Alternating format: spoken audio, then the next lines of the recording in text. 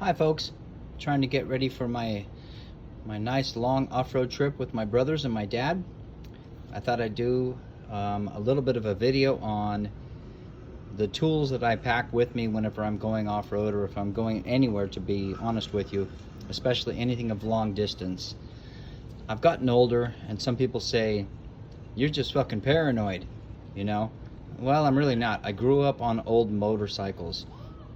And the one thing I learned right away riding old motorcycles, bikes built in the 60s and 70s, was that you had to pack a toolkit. And I know that a lot of modern bikes are a lot more reliable, but the basic, mechanics of them, you got nuts, bolts, electronics, you've got all that stuff still all these years later. So I tend to pack accordingly. So this right here is my tool roll that I carry in my tail bag when I'm traveling. The first thing I've got is towels. These are just the simple little blue towels you find at the hardware store, They come on a roll. Looks like this.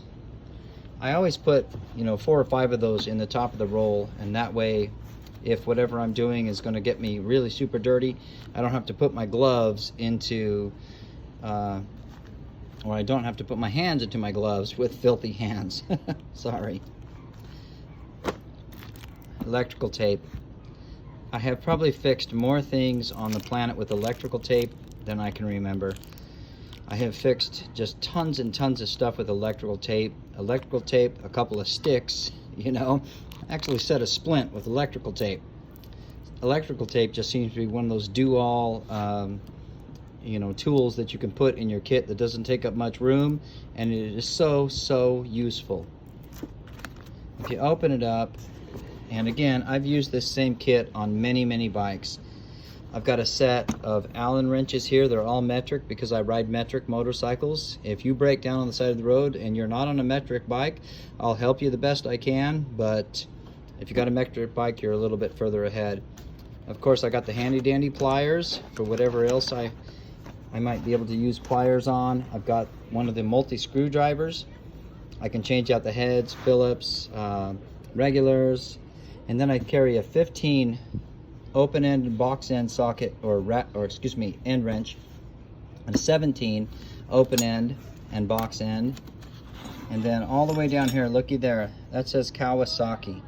I've had this in my toolkit for literally decades.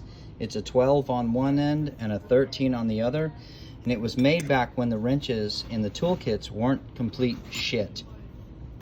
Over here I've got a small set of vice grips for anything that I can't get out with those.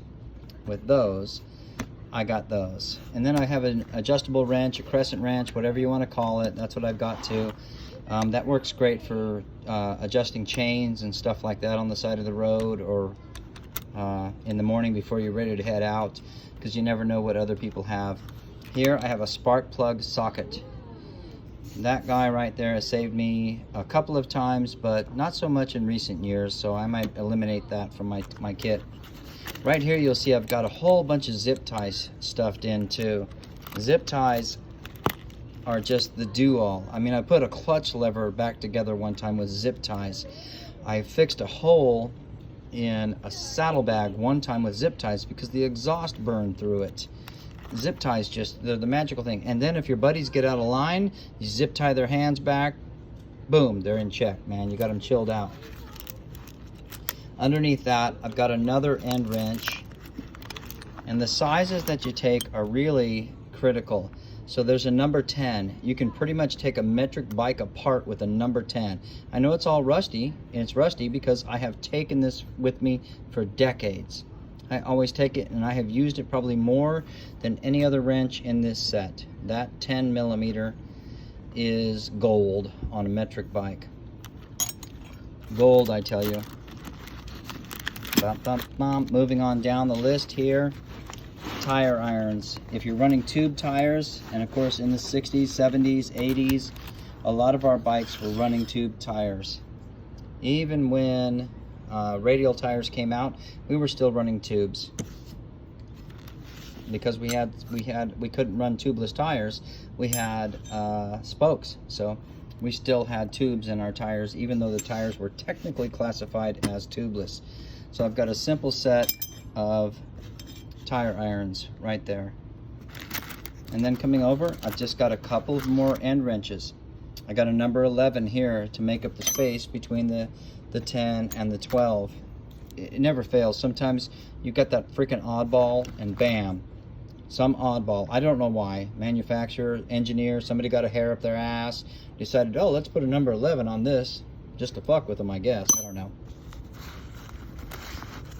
And then on this end, I've got another 10 and I've got another 12, and that's for jam nuts.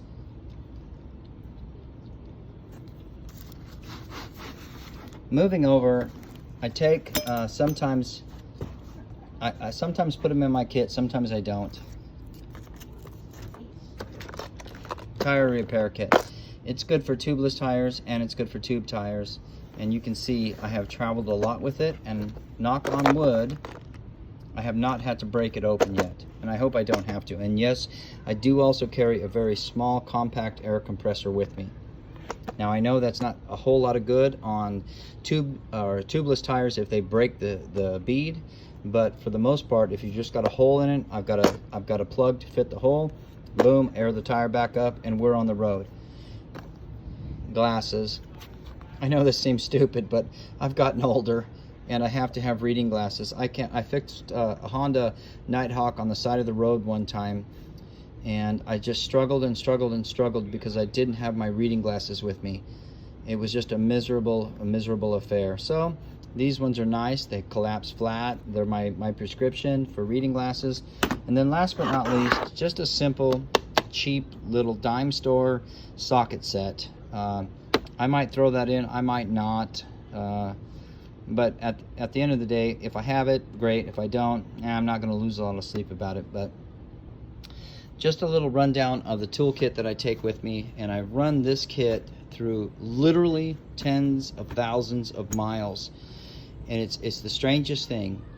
If you have a mechanical issue or a breakdown out in the middle of nowhere, you would be amazed at how resourceful you can get with just a very simple toolkit, simple pair of pliers and a simple Allen wrench. If you didn't have it, you might be completely screwed, you know. It's like fire extinguishers. You buy it hoping you never need it. And that's what the toolkit is for. You hope you never need it, but you try to plan ahead. So that's it for this one. I'll be packing up my stuff tonight, and I'll be heading out for the Alpine Loop tomorrow. Until next time, keep that rubber side down.